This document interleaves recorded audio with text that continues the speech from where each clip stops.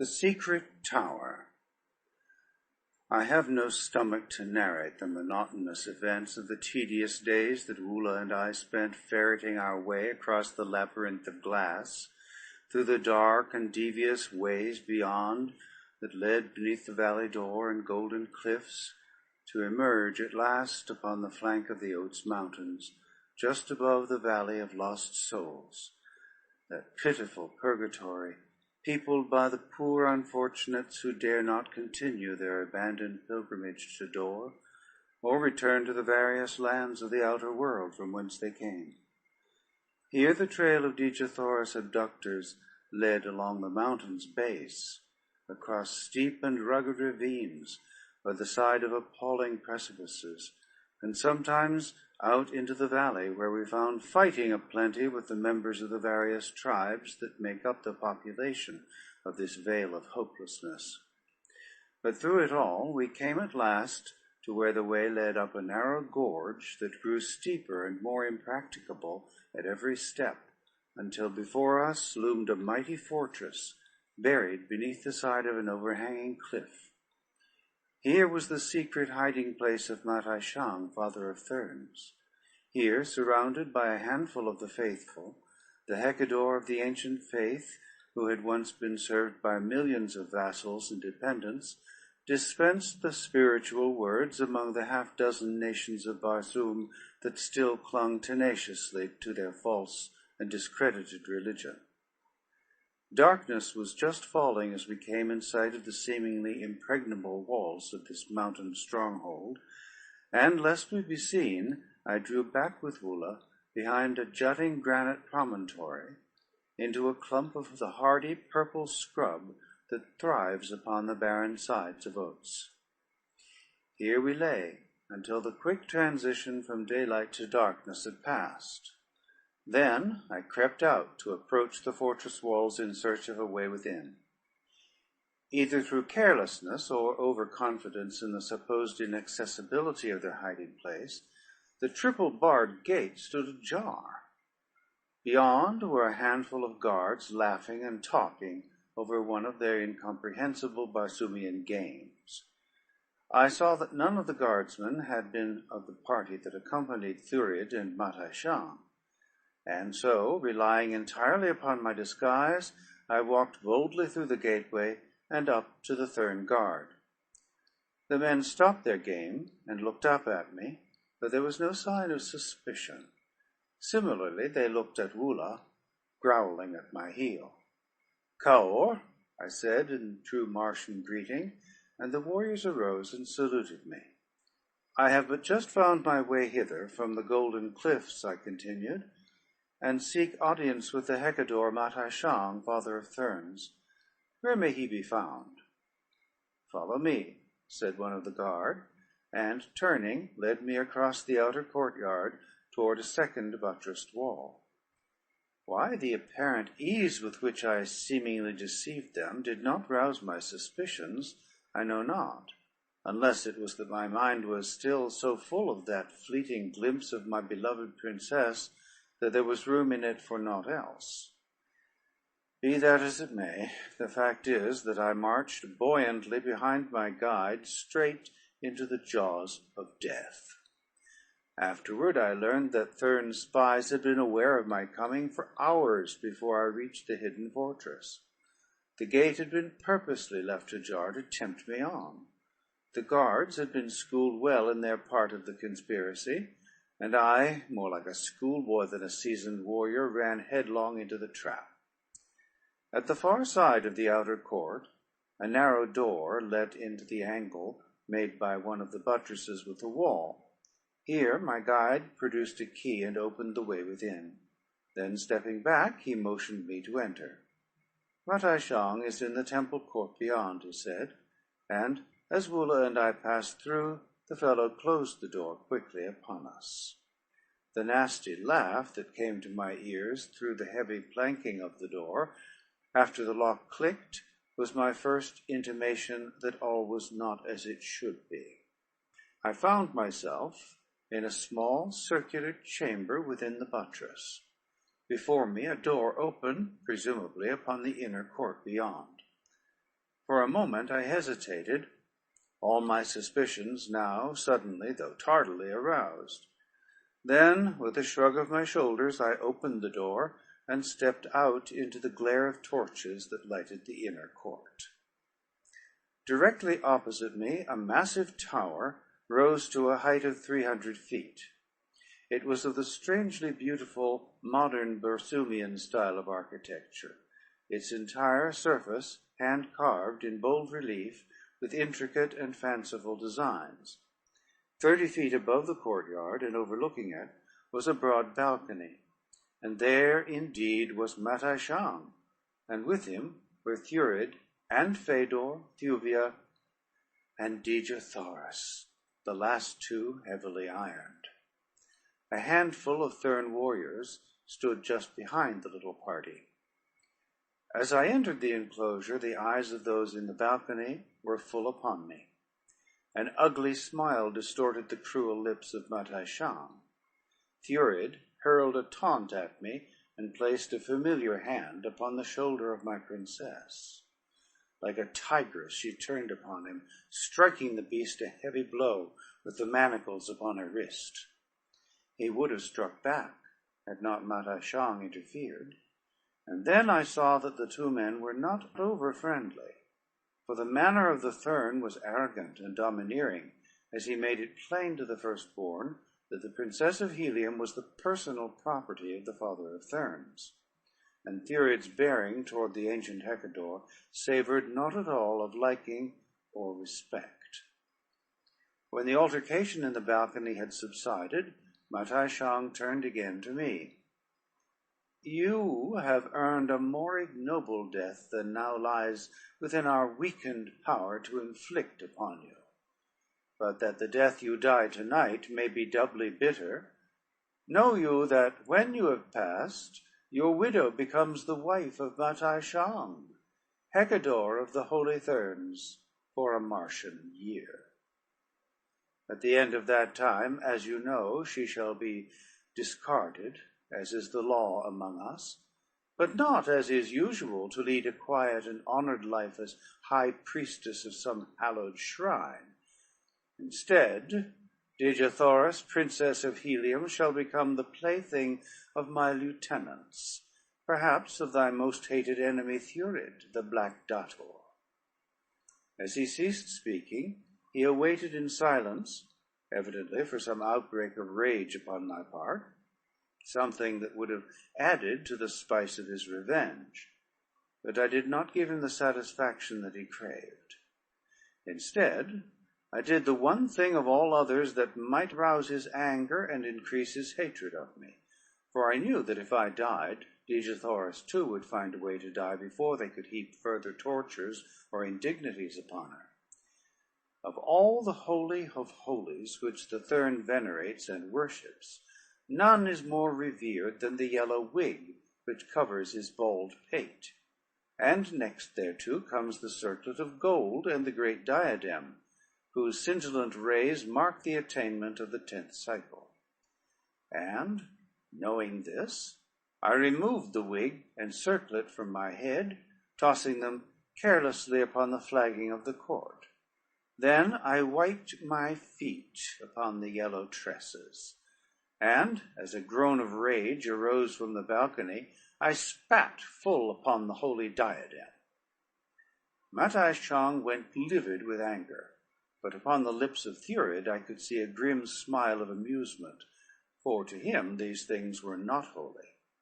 So, lest he should derive too much amusement from my act, I cried, "And thus did I with the holies of Isis, goddess of life eternal, ere I threw Isis herself to the mob that once had worshipped her, to be torn to pieces in her own temple." That put an end to Thurid's grinning, for he had been high in the favor of Isis. "Let us have an end to this blaspheming," he cried, turning to the father of Thurns. Matashang rose, and leaning over the edge of the balcony, gave voice to the weird call that I had heard from the lips of the priests upon the tiny balcony upon the face of the golden cliffs overlooking the valley door, when in times past they called the fearsome white apes and the hideous plant men to the feast of victims floating down the broad bosom of the mysterious ice, toward the Cillian-infested waters of the lost sea of Chorus. "Let loose the death," he cried, and immediately a dozen doors in the base of the tower swung open, and a dozen grim and terrible banths sprang into the arena. This was not the first time that I had faced the ferocious Barsoomian lion, but never had I been pitted single-handed against a full dozen of them. Even with the assistance of the fierce Woola, there could be but a single outcome for so unequal a struggle. For a moment the beasts hesitated beneath the brilliant glare of the torches, but presently their eyes, becoming accustomed to the light, fell upon Woola and me, and with bristling manes and deep-throated roars they advanced, lashing their tawny sides with their powerful tails. In the brief interval of life that was left to me, I shot a last parting glance toward my Dejathoris. Her beautiful face was set in an expression of horror, and as my eyes met hers, she extended both arms toward me, as, struggling with the guards who now held her, she endeavored to cast herself from the balcony into the pit beneath, that she might share my death with me. Then, as the banths were about to close upon me, she turned and buried her dear face in her arms. Suddenly my attention was drawn toward Thuvia of Tarth. The beautiful girl was leaning far over the edge of the balcony, her eyes bright with excitement. In another instant the banths would be upon me, but I could not force my gaze from the features of the red girl, for I knew that her expression meant anything but the enjoyment of the grim tragedy that would so soon be enacted below her. There was some deeper, hidden meaning which I sought to solve. For an instant I thought of relying on my earthly muscles and agility to escape the banths and reach the balcony, which I could easily have done, but I could not bring myself to desert the faithful Woola and leave him to die alone beneath the cruel fangs of the hungry banths.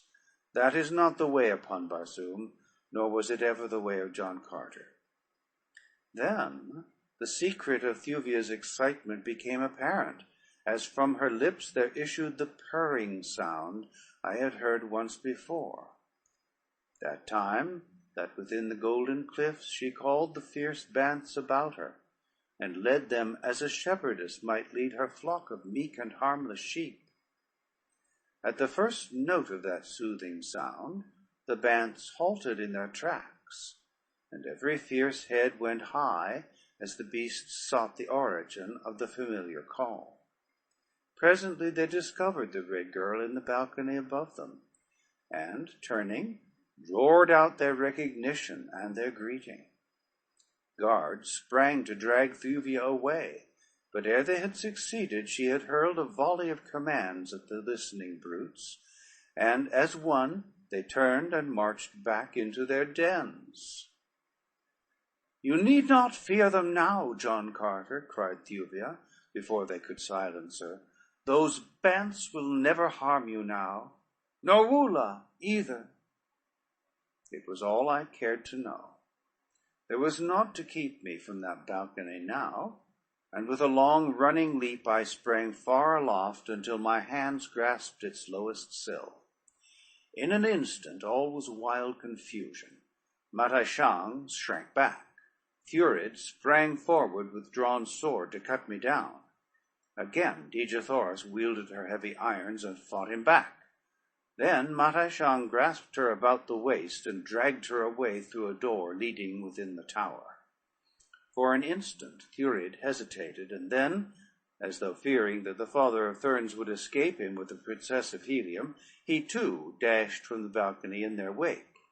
Fedor alone retained her presence of mind. 2 of the guards she ordered to bear away Thuvia of Tarth. The others she commanded to remain and prevent me from following. Then she turned toward me. "John Carter," she cried, "for the last time I offer you the love of Fedor, daughter of the holy Hecador.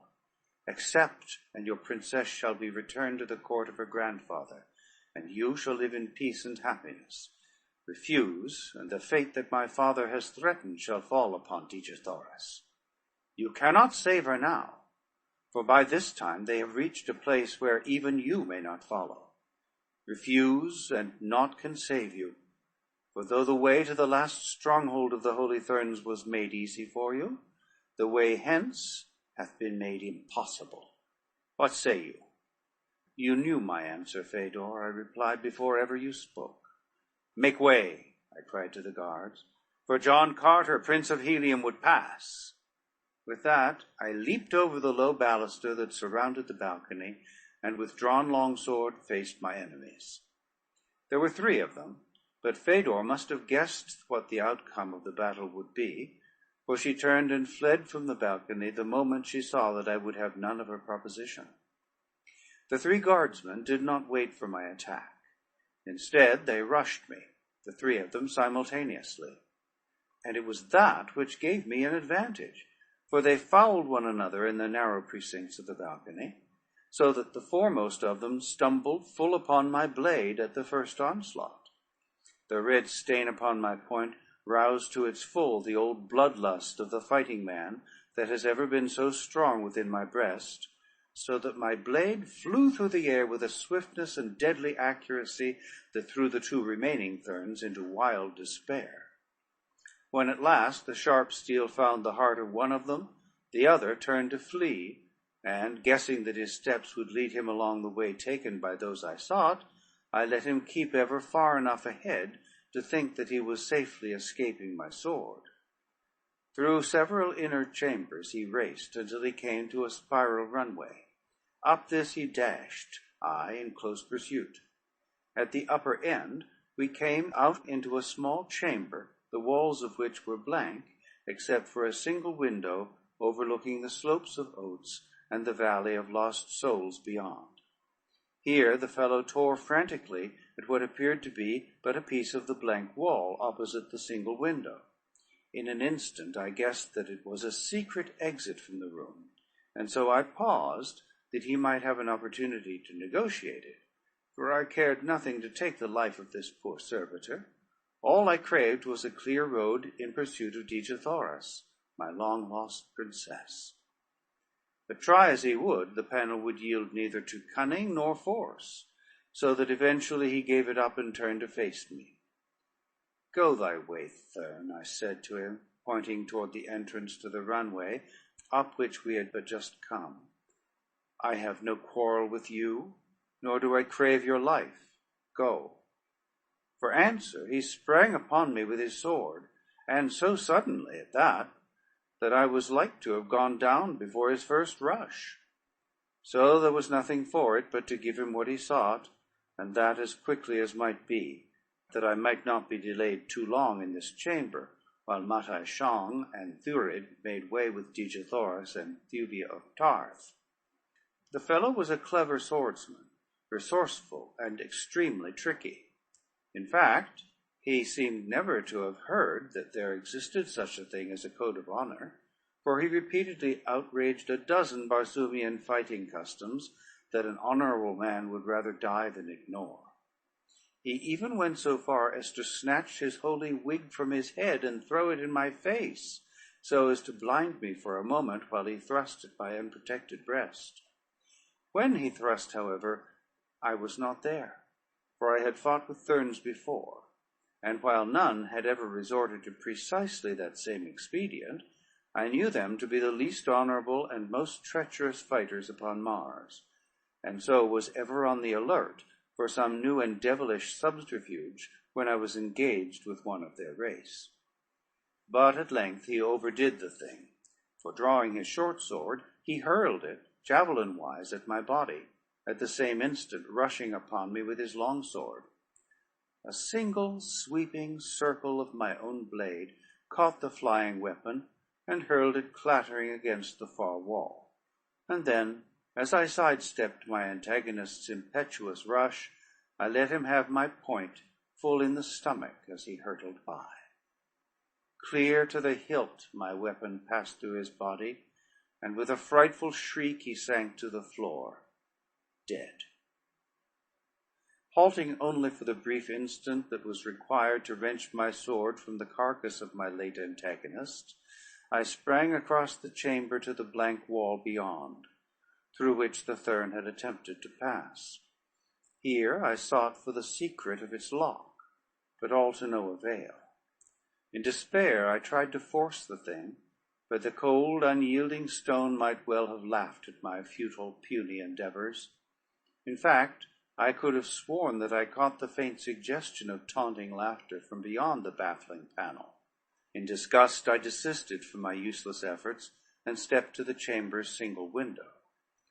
The slopes of Oates and the distant valley of Lost Souls held nothing to compel my interest then. But towering far above me, the tower's carved wall riveted my keenest attention. Somewhere within that massive pile was Digithoris. Above me I could see windows. There, possibly, lay the only way by which I could reach her. The risk was great, but not too great when the fate of a world's most wondrous woman was at stake. I glanced below. 100 feet beneath me, jagged granite boulders at the brink of a frightful chasm upon which the tower abutted. And if not upon the boulders, then at the chasm's bottom lay death, should a foot slip but once, or clutching fingers loose their hold for the fraction of an instant. But there was no other way, and with a shrug, which I must admit was half shudder, I stepped to the window's outer sill and began my perilous ascent.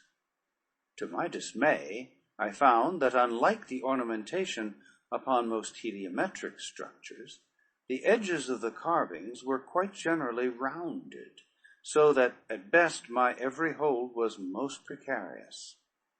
50 feet above me commenced a series of projecting cylindrical stones, some 6 inches in diameter.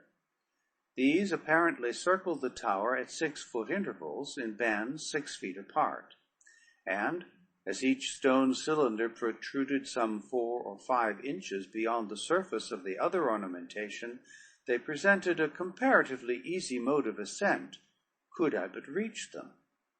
Laboriously I climbed toward them by way of some windows which lay below them, for I hoped that I might find ingress to the tower through one of these, and thence an easier avenue along which to prosecute my search.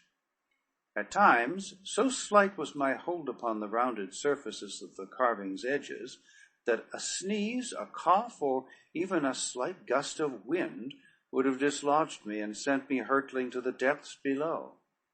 But finally I reached a point where my fingers could just clutch the sill of the lowest window, and I was on the point of breathing a sigh of relief when the sound of voices came to me from above through the open window. "He can never solve the secret of that lock," the voice was Matachan's. "Let us proceed to the hangar above, that we may be far to the south before he finds another way, should that be possible." "All things seem possible to that vile calot," replied another voice, which I recognized as Thurid's. "Then let us make haste," said Matachan. "But to be doubly sure, I will leave 2 who shall patrol this runway. Later they may follow us upon another flyer, overtaking us at Kale." My upstretched fingers never reached the window sill. At the first sound of the voices I drew back my hand, and clung there to my perilous perch, flattened against the perpendicular wall, scarce daring to breathe. What a horrible position indeed in which to be discovered by Thurid! He had but to lean from the window to push me with his sword's point into eternity. Presently the sound of the voices became fainter, and once again I took up my hazardous ascent, now more difficult, since more circuitous, for I must climb so as to avoid the windows. Matachan's reference to the hangar and the flyers indicated that my destination lay nothing short of the roof of the tower. and toward this seemingly distant goal I set my face. The most difficult and dangerous part of the journey was accomplished at last, and it was with relief that I felt my fingers close about the lowest of the stone cylinders. It is true that these projections were too far apart to make the balance of the ascent anything of a sinecure, but I had at least always within my reach a point of safety to which I might cling in case of accident.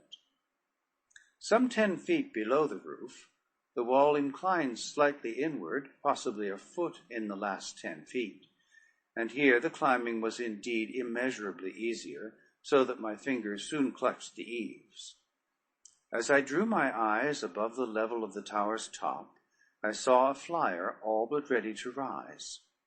Upon her deck were Matai Shang, Fedor, Dejah Thoris, Thuvia of Tarth, and a few Thurn warriors, while near her was Thurid in the act of clambering aboard. He was not 10 paces from me, facing in the opposite direction, and what cruel freak of fate should have caused him to turn about just as my eyes topped the roof's edge, I may not even guess. But turn he did, and when his eyes met mine, his wicked face lighted with a malignant smile as he leaped toward me, where I was hastening to scramble to the secure footing of the roof. Dejah Thoris must have seen me at the same instant, for she screamed a useless warning, just as Thurid's foot, swinging in a mighty kick, landed full in my face. Like a felled ox, I reeled and tumbled backward over the tower's side. End of chapter 4. Recording by Thomas Copeland.